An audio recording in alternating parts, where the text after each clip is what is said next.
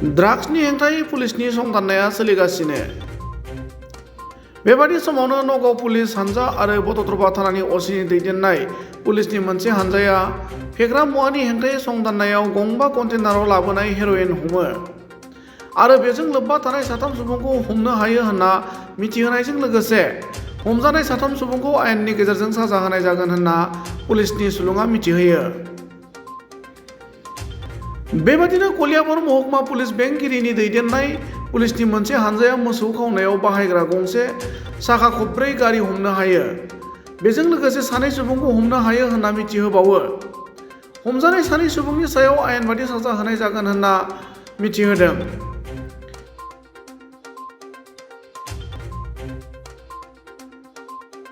गुबुन फारसेथिं Nagaon police inspector Asim बरानि दैदेननाय पुलिसनि मोनसे हानजा आरो बटद्रबा थानानि असिनि दैदेननाय पुलिसनि हानजाजों जथायै सेबनायाव जुवा गेलेनायजों लोब्बा थानाय 2 सुबुंखौ हमनो हायो होनना मिथिना मोनो। हमजानाय 2 सुबुंनिफ्राय नोगोद रां, जुवा गेलेनायाव बाहायग्रा मुवाफोर मोनो होनना पुलिसनि बिथिंनिफ्राय मिथिहोदों।